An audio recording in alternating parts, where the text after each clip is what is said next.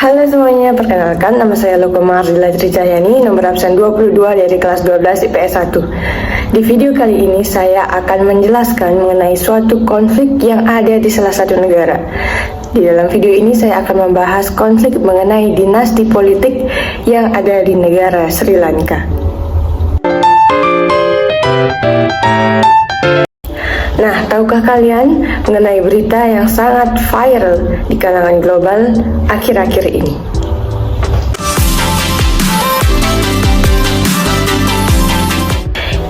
Ya, berita yang sedang viral di kalangan global adalah bangkrutnya negara Sri Lanka.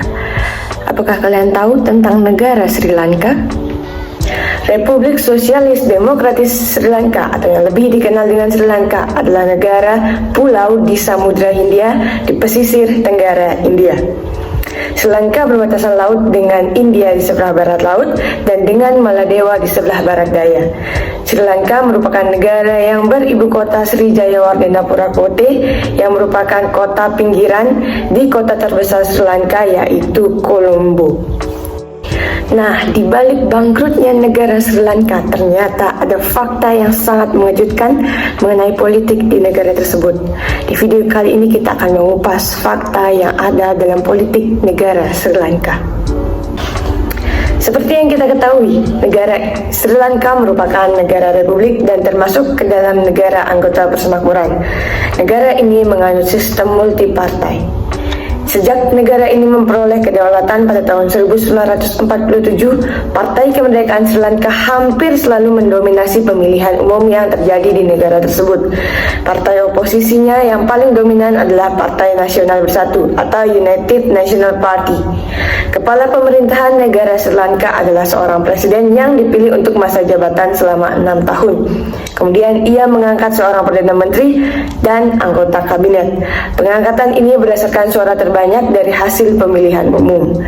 Berdasarkan amandemen yang ditetapkan tahun 1982, Presiden memiliki kekuasaan untuk mengadakan pemilihan umum kembali minimal 4 tahun setelah memangku jabatan. Di dalam tubuh pemerintahan Sri Lanka ternyata banyak terdiri dari salah satu keluarga yang mendominasi politik Sri Lanka, yaitu keluarga Rajapaksa. Seperti jabatan presiden yang dipegang oleh Gotabaya Rajapaksa dan Perdana Menteri yang dipegang oleh Mahinda Rajapaksa. Mereka adalah kakak beradik dan merupakan generasi ketiga dari keluarga Rajapaksa. Ayah mereka yang bernama Don Alwin Rajapaksa merupakan anggota parlemen pertama di Sri Lanka, dibentuk beberapa bulan sebelum negara ini merdeka, tahun 1948. Jadi bisa dikatakan keluarga mereka punya peran dalam kemerdekaan di Sri Lanka. Nah, belakangan ini banyak sekali isu-isu negatif yang beredar mengenai salah satu keluarga Rajapaksa yang menjabat sebagai presiden Sri Lanka. Presiden terakhir Sri Lanka, Gotabaya Rajapaksa, melarikan diri dari Sri Lanka pada hari Rabu, 13 Juli, beberapa jam sebelum dia dijadwalkan mengundurkan diri menyusul krisis ekonomi yang terjadi di negara tersebut. Kaburnya Gotabaya Rajapaksa ke Maladewa dan kemudian ke Singapura dan terakhir ke Jeddah, Arab Saudi, menandai keruntuhan dinasti keluarga Rajapaksa yang telah mendominasi politik di Sri Lanka selama 20 tahun. Cengkraman kekuasaan dari keluarga itu dimulai ketika Mahinda Rajapaksa terpilih menjadi Perdana Menteri Sri Lanka pada tahun 2004. Mahinda terpilih menjadi presiden Sri Lanka pada tahun 2005 dan di bawah kepemimpinannya militer berhasil menghentikan perang saudara yang terjadi selama hampir 3 dekade di negara Sri Lanka pada tahun 2009. Dan pada saat itu Rajapaksa bersaudara dianggap menjadi pahlawan perang oleh mayoritas etnis Sinhala. Hingga adanya serangkaian serangan teroris yang melakukan aksi pengeboman bunuh diri yang terkoordinasi pada 21 April 2019 yang memungkinkan keluarga Rajapaksa untuk bangkit kembali di ajang politik Sri Lanka. Setelah tragedi pengeboman oleh kelompok radikal Islamis yang menewaskan lebih dari 250 orang, Gotabaya Rajapaksa mengumumkan bahwa dia akan mencalonkan diri sebagai presiden Sri Lanka dan berjanji untuk memulihkan keamanan di negara tersebut. Gotabaya Rajapaksa bersumpah untuk mengembalikan nasionalisme yang kuat yang membuat keluarganya populer di kalangan mayoritas Buddha Sinhala dan bertekad memimpin Sri Lanka untuk keluar dari krisis ekonomi. Gotabaya Rajapaksa akhirnya memenangkan pemilihan umum pada tahun 2019 dan berhasil membawa keluarga Rajapaksa kembali ke pusat kekuasaan.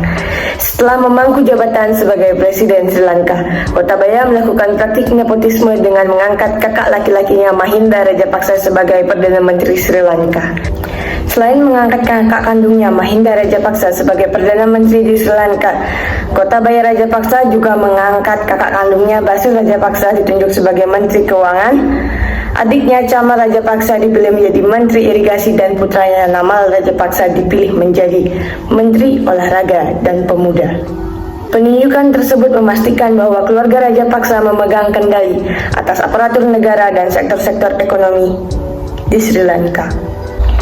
Popularitas keluarga dan dominasi pada lanskap politik negara bagaimanapun menghasilkan serangkaian keputusan yang tidak bijaksana dan populis. Pada tahun 2019, Gotabaya Rajapaksa menerapkan pemotongan pajak besar-besaran yang berdampak pada keuangan pemerintah. Adanya tumpukan utang yang sangat besar mungkin bukan sepenuhnya kesalahan Gotabaya Rajapaksa sebagai seorang presiden, karena pemerintah sebelumnya juga bertanggung jawab untuk itu. Tetapi pinjaman telah meningkat secara besar-besaran di bawah kepemimpinan Gotabaya Rajapaksa. Sri Lanka telah salah urus secara politik dan ekonomi selama beberapa dekade. Tetapi Gotabaya Rajapaksa membawa krisis ke tingkat yang baru akibat korupsi dan pengabaian mereka terhadap aturan hukum. Kebijakan yang buruk ditambah dengan penyalahgunaan kekuasaan, korupsi, dan nepotisme telah memperburuk krisis ekonomi yang terjadi di Sri Lanka sejak negara itu meraih kemerdekaan pada tahun 1948. Krisis berat yang muncul telah memicu kemarahan publik dan kebencian rakyat terhadap keluarga Rajapaksa, hingga munculnya pemberontakan rakyat secara besar-besaran yang kini telah memaksa Gotabaya kabur dari Sri Lanka. Beberapa anggota keluarga lainnya juga berusaha meninggalkan negara itu dan membuat runtuhnya dinasti Rajapaksa dalam tubuh politik Sri Lanka. Permasalahan yang terjadi di negara Sri Lanka, kita dapat menarik garis besar bahwasanya sistem nepotisme bukanlah suatu yang benar jika tidak dilakukan dengan praktik yang baik. Jika suatu lembaga pemerintahan dijalankan secara nepotisme dan anggota keluarga yang ambil andil dalam pemerintahan tidak dapat mengemban tugasnya dengan sebaik mungkin, maka bisa dikatakan sistem nepotisme dapat memperburuk pemerintahan yang akan menimbulkan kerugian-kerugian besar dalam berbagai sektor kehidupan di suatu negara. Nepotisme tidak selamanya salah dan tidak selamanya benar. Jika orang-orang yang terlibat dalam nepotisme adalah orang-orang yang memang mumpuni dalam bidangnya dan bersedia ikut andil dalam memajukan suatu negara sesuai dengan kemampuan kepemimpinannya, maka praktik nepotisme itu dapat dibenarkan dengan digarisbawahi mementingkan kepentingan bersama.